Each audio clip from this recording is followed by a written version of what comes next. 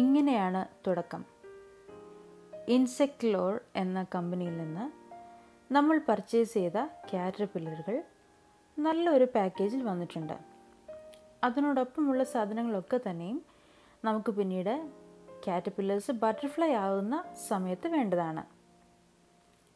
കാറ്റർപില്ലേഴ്സിന് ശ്വാസം കിട്ടാനായിട്ട് അതിൻ്റെ ലിഡിൽ തന്നെ കുറച്ച് ഹോൾസ് ഒക്കെ ഉണ്ടായിരുന്നു. ഈ കാണുന്ന സാധനം കാറ്റർപില്ലർ ഫുഡാണ്. കാറ്റർപില്ലേഴ്സ് നല്ല ഭംഗിയായിട്ട് പാക്കേജ് ചെയ്ത് വന്നിരുന്നതുകൊണ്ട് തന്നെ ഒരു കേടുപാടും കൂടാതെ എല്ലാ കാറ്റർപില്ലേഴ്സും ലൈവായി തന്നെ ഇരിക്കുന്നു.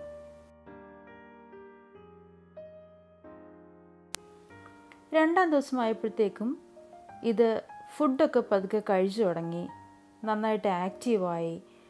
ഓൾസോ ഇതിൽ കുറച്ച് വെബിങ് കാണാൻ പറ്റുന്നതാണ്. ഈ നെയ്തെടുക്കുന്ന വലകളാണ് സാധാരണഗതിയിൽ ചെടിയിൽ നിന്ന് വീണു പോകാതിരിക്കാൻ വേണ്ടി കാറ്റർപില്ലറിനെ സഹായിക്കുന്നത്.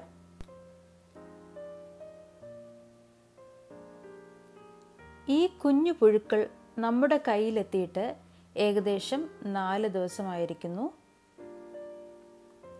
കാറ്റർപില്ലറുകൾ മോൾട്ടിംഗ് എന്ന് പറയുന്ന ഒരു സ്റ്റേജിലേക്ക് അടുക്കുകയാണ്. അവയുടെ സ്കിൻ ഷെഡ് ചെയ്ത് പുതിയ സ്കിൻ അതിൻ്റെ അടിയിലായിട്ട് രൂപപ്പെടുന്നൊരു സ്റ്റേജാണ് മോൾട്ടിംഗ് എന്ന് പറയുന്നത്.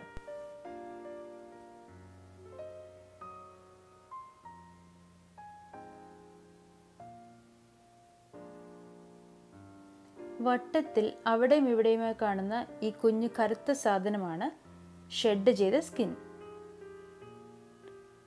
പൂമ്പാറ്റയാവുന്നതിന് മുൻപായി കാറ്റർപില്ലറുകൾ ഒരുപാട് തവണ ഈ മോൾട്ടിംഗ് എന്ന് പറയുന്ന സ്റ്റേജിലൂടെ കടന്നു പോകുന്നുണ്ട്.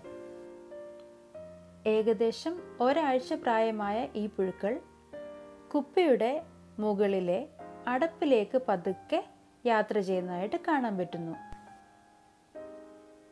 കാറ്റർപില്ലർ എന്ന ലാർവ സ്റ്റേജ് ഉപേക്ഷിച്ച് പ്യൂപ്പൽ സ്റ്റേജായ ക്രിസാലിസ് ഫോർമേഷന് വേണ്ടിയാണ് പുഴുക്കൾ ഇതിൻ്റെ അടപ്പിലേക്ക് നീങ്ങിക്കൊണ്ടിരിക്കുന്നത്.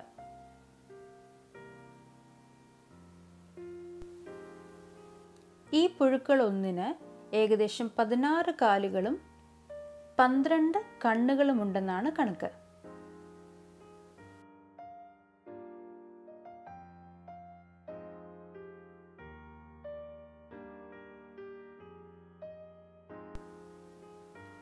കുപ്പിയുടെ മുകൾ ഭാഗത്തെത്തിയ പുഴുക്കൾ അടപ്പിലേക്ക് ഒട്ടിച്ചേരാനായിട്ട് ശ്രമിക്കുന്നുണ്ട്. തല താഴെയാക്കി വാല് കുപ്പിയുടെ അടപ്പിനോട് ചേർത്ത് ഒട്ടിച്ചു വെച്ചാണ് ക്രിസാലിസ് രൂപീകരണം നടക്കുന്നത്. ഇങ്ങനെ ജെ ഷേപ്പിൽ തല കീഴായി തൂങ്ങിക്കിടന്ന് ഏകദേശം 5 ദിവസം. അടുത്ത ദിവസം ഉറങ്ങി എണ്ണീറ്റ് ഞാൻ കാണുന്നത് ഓൾറെഡി ഒരു ക്രിസാലിസ് രൂപപ്പെട്ടതായിട്ടാണ്.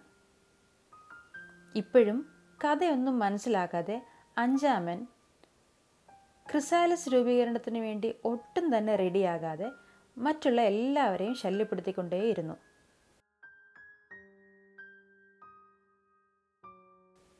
നമുക്കിവനെ ഒരു ലേറ്റ് ബ്ലൂമറായി കണക്കാക്കാം. നമ്മുടെ ലേറ്റ് ബ്ലൂമർ ഈ ക്രിസാലിസിനെ പോയി തൊടുന്ന ഓരോ തവണയും ക്രിസാലിസ് നല്ലവണ്ണം വിറയ്ക്കുന്നുണ്ട്. ഇങ്ങനെ വിറയ്ക്കുന്നത് ഒരു സർവ്വസാധാരണമായ പ്രക്രിയയാണ്. ഈ സ്റ്റേജിൽ ഈ പുഴുക്കൾ ആസിഡ് പോലെ ഒരു ദ്രാവകം പുറപ്പെടുവിച്ച് സ്വന്തം ശരീരത്തിനെ ഒരു ദ്രാവക രൂപത്തിലാക്കി അതിനുശേഷമാണ് ബട്ടർഫ്ലൈ ആകാനായിട്ട് തയ്യാറെടുക്കുന്നത്.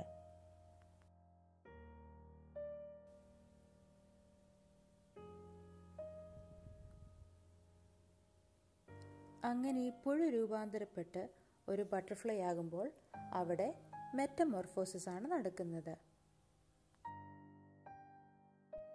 ക്രിസാലിസ് രൂപപ്പെട്ടതിന് ശേഷമുള്ള ആദ്യത്തെ 3 ദിവസം വളരെ സെൻസിറ്റീവായിട്ടാണ് കണക്കാക്കപ്പെടുന്നത്. എന്തുകൊണ്ടെന്നാൽ ഈ ക്രിസാലിസിൻ്റെ ഏറ്റവും പുറത്തുള്ള പുറന്തോട് കട്ടിയാകാൻ വേണ്ടി ഏകദേശം 3 ദിവസം എടുക്കുമെന്നാണ് പറയപ്പെടുന്നത്.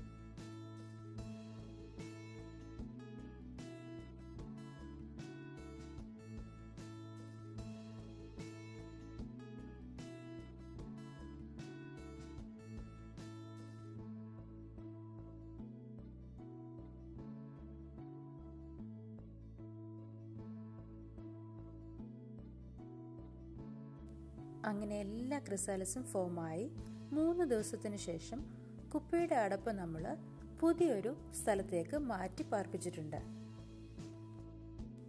അങ്ങനെ ഫുള്ളി ഫോമായ ബട്ടർഫ്ലൈ പുറത്തു വരുന്നതിന് മുൻപായിട്ട് അവയുടെ ചിറകിൻ്റെ നിറം നമുക്ക് നല്ലവണ്ണം ഈ ക്രിസാലിസിൻ്റെ പുറന്തോളിൽ കൂടെ കാണാൻ പറ്റുന്നതാണ്.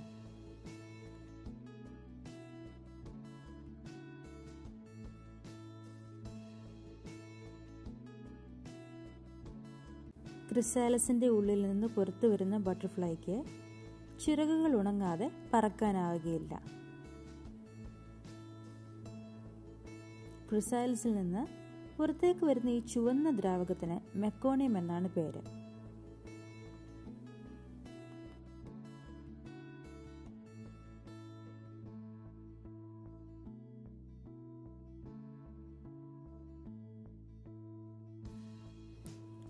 അങ്ങനെ 3 ആഴ്ചത്തെ കാത്തിരിപ്പിന് ശേഷം നമ്മുടെ കുഞ്ഞു പുഴുക്കൾ മെറ്റമോർഫോസിസിലൂടെ ബട്ടർഫ്ലൈസായി മാറിയിരിക്കുകയാണ്.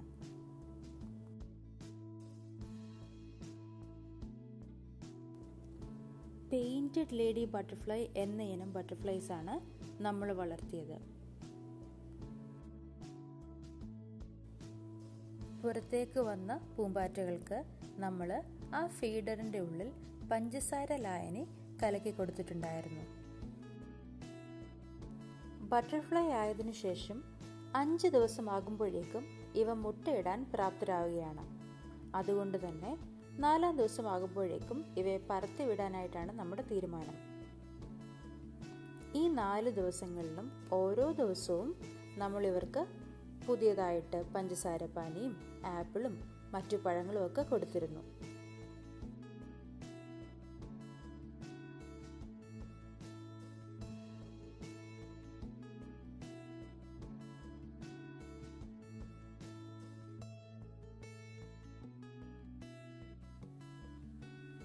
എൻ്റെ കയ്യിലിരിക്കുന്ന ബട്ടർഫ്ലൈ ഒരു പെൺ ബട്ടർഫ്ലൈ ആണെന്നാണ് എൻ്റെ ഒരു നിഗമനം.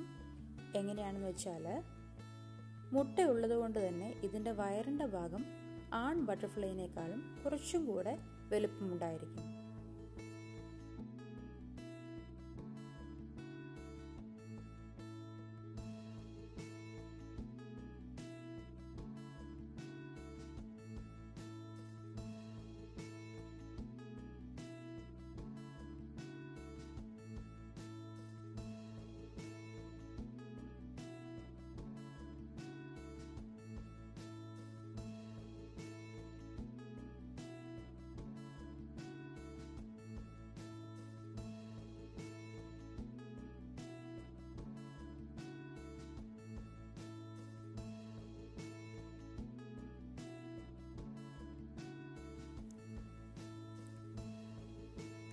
പറക്കുന്നതിന് മുൻപായിട്ട് ശരീരത്തിലെ ചൂട് കൂട്ടാൻ വേണ്ടിയാണ് ബട്ടർഫ്ലൈ ഇങ്ങനെ ചിറകുകൾ വിറപ്പിക്കുന്നത്. പുറത്ത് ഏകദേശം 55 ഡിഗ്രി ഫാരൻഹൈറ്റിൽ കൂടുതലുള്ളപ്പോൾ മാത്രമേ എനിക്ക് അവയെ തുറന്നു വിടാനാകുകയുള്ളൂ. അതുകൊണ്ട് തന്നെ എനിക്ക് 4-ാം ദിവസം അതിന് സാധിച്ചിട്ടില്ല. എന്നാൽ 4-ാം ദിവസം വൈകുന്നേരമായപ്പോഴേക്കും അതിലെ 2 ബട്ടർഫ്ലൈസ് ഇണചേരുന്നത് കാണാനിടയായി.